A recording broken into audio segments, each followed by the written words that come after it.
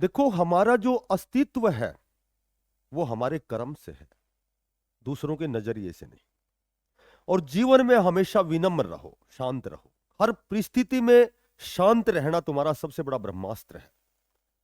और लोगों में इतनी ताकत नहीं होनी चाहिए कि तुम्हारी प्रतिक्रिया निकलवा सके जब तक तुम ना चाहो। और वो कहते हैं कि कोई हमारी बड़ाई करे, हम खुश हो जाते हैं।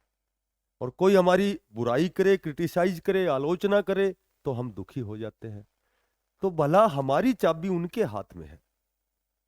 नमस्कार प्यारे बच्चों।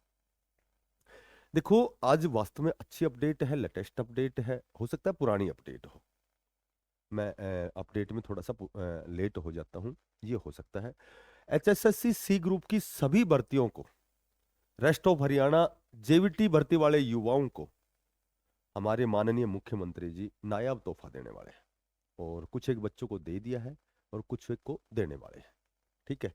और ये भी कंफर्म है आपकी रेस्ट ऑफ हरियाणा जेवीटी की, मैंने पीछे भी एक दो वीडियो में बताया है कि आपकी जो जेवीटी की भर्ती है वो वास्तव में जल्दी आने वाली है। हो सकता है टीजीटी पीजीटी की भर्ती में थोड़ा सा विलंब हो, लेकिन जेवीटी की जो भर्ती है, जिसको 13-14 साल हो गई भर्ती आए हुए, बच्चे बार बार, जो भी साथी हैं वो बार बार निवेदन भी कर रहे हैं, बार बार विनम्र प्रार्थना कर रहे हैं, हम्बल रिक्वेस्ट कर रहे हैं, बार बार ज्ञापन सौंप रहे हैं। ठीक है। आए दिन अखबार में कभी ये आता है कि माननीय शिक्षा मंत्री ने कहा कि पर्याप्त अध्यापक है, अध्यापकों की आवश्यकता नहीं है, तो फिर उस विषय को बार बार आपस में बातें करना चर्चा का विषय बना हुआ है। बाकी लगभग 7,000 कुछ वैकेंसीज आपकी रिक्त है, मैंने पहले भी बताया था। हो सकता है आपकी 4,000 पदों पर भर्ती, हो सकता है 5,000 पदों पर, हो सकता है कुछ एक पद जो है वो हरियाणा कौशल रोजगार निगम के तहत भरे जाएं। लेकिन भर्ती श्योर एंड सर्टेन आएगी। तो देखो, प्रयास करते रहो, ये नहीं कि अनावश्यक उलूल जुलूल बातों में भ्रमित होते रहो। बजाय तैयारी करने के, तो वो समय आएगा, फिर वो आपका एग्जाम होगा, उसके बाद में आपके पास पर्याप्त समय नहीं होगा।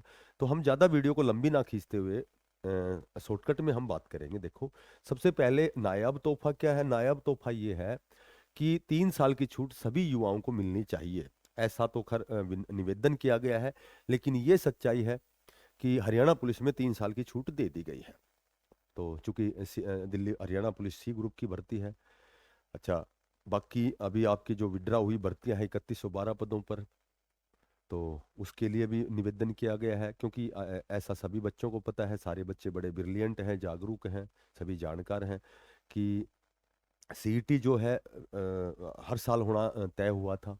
इस प्रकार का कमिटमेंट था कि सीईटी आपका हर साल होगा, और वो सी ग्रुप का सीईटी होगा। डी ग्रुप का तो अलग से होता है। और जबकि 22 के बाद में सीधा 25 में हुआ, तो लगभग बच्चे जो है उनका अवसर निकल गया। और जीवन में अवसर कभी कभी आता है। तो जब अवसर निकल गया, समय निकल गया, एज को जब बच्चे जो ओवर एज हो गए, उसको पार कर गए, तो जाहिर सी बात है बच्चे निवेदन तो करेंगे। तो निवेदन करने के उपरांत हमारे माननीय मुख्यमंत्री जी ने हरियाणा पुलिस वाले जो कैंडिडेट हैं, जो जवान हैं, उनको 3 साल का समय दिया गया और एक्स्ट्रा दिया गया।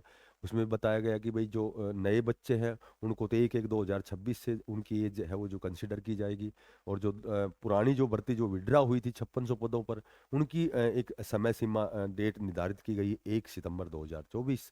तो कहने का मेरा मतलब यह है कि उनको फायदा हो गया। अब यहाँ यहाँ कल की जो जानकारी के अनुसार कि गलियारे में मुख्यमंत्री नायब सिंह सैनी ने पुलिस सिपाही भर्ती के लिए अभ्यर्थियों को उम्र में 3 साल की छूट देने की चर्चा हो रही है। अब मुख्यमंत्री जी के इस कदम की भूरी भूरी प्रशंसा हो रही है। इस युवाओं ने मुख्यमंत्री से लगातार आग्रह किया था कि उन्हें इस भर्ती में छूट दी जाए। आखिरकार उन्होंने ये आग्रह स्वीकार किया और उनको छूट दे दी। तो अब ये यहाँ लिखा हुआ है क्योंकि सीईटी लगभग 3 साल पहले हुआ था। अब गलियारे में कहा जा रहा है कि चूंकि सीईटी सभी के लिए 3 साल बाद हुआ, इसलिए 3 साल की छूट ग्रुप सी के सभी पदों के लिए आवेदन करने वाले युवाओं को मिलनी चाहिए। तो ये भी मैं आपको बताता हूँ, वास्तव में इसकी मैक्सिमम से मैक्सिमम पॉसिबिलिटी है कि सी ग्रुप के सभी पदों में ये आपकी जो है ये 3 साल की छूट दी जाएगी। क्योंकि बहुत से ऐसे साथी हैं बेचारे, बहुत तैयारी भी कर चुके हैं, लेकिन by the way bad luck कह सकते हैं कि किसी न किसी भर्ती में कभी 1 नंबर से रह गए, कभी 2 नंबर से रह गए। तो अब सीईटी चूंकि 25 में हुआ है, तो वो जो नए वो बच्चे हैं वो ओवरेज होने की वजह से उन्होंने बार बार वो निवेदन कर रहे हैं। तो ये कहीं न कहीं सार्थक प्रयास है उन बच्चों का।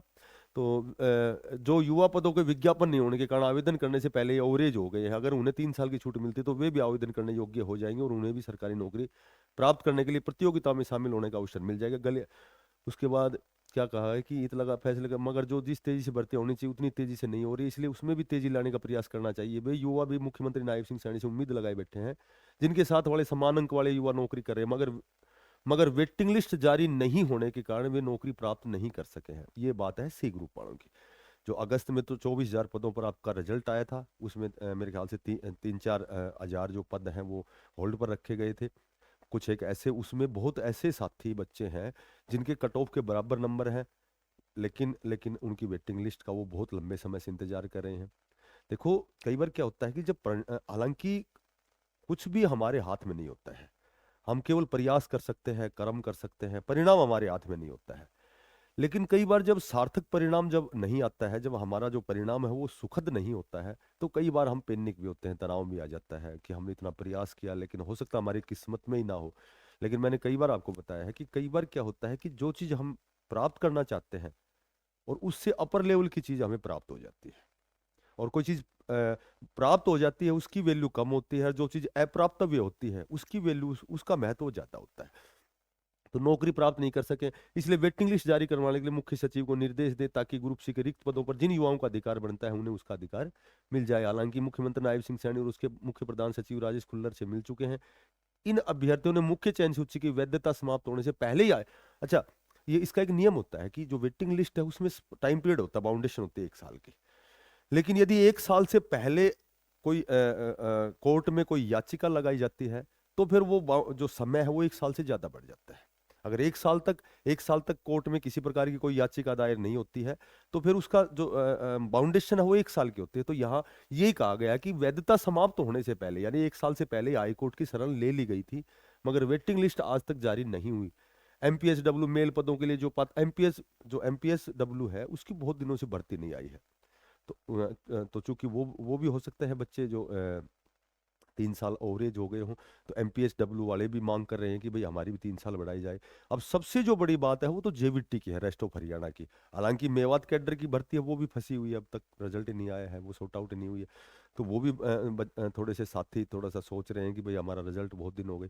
अब रेस्ट ऑफ हरियाणा की 2012 के बाद में कोई भर्ती नहीं आई है, जबकि बहुत से ऐसे भी साथी हैं, बच्चे हैं जिन्होंने 2 से 3 बार एस्टेट पास कर लिया है। बार बार एस्टेट पास करना, क्योंकि कोर्ट स्पेशल निर्देश देता है कि भाई हर साल आपको एस्टेट करवाना है, लेकिन अब ऐसा भी होना चाहिए कि कोर्ट ने तो ये भी कहा है कि भाई आप नियमित भर्ती करें, हरियाणा कौशल रोजगार निगम के तहत आप भर्ती ना करें। तो इस तरह की बहुत सी बातें हैं, अब जो जेवीटी, जिन्होंने जेवीटी कर रखी है वो बहुत से ऐसे भी साथी हैं जिनकी जो 42 से क्रॉस कर गए हैं जर्नल की, क्योंकि जर्नल की एज तो 42 होती है।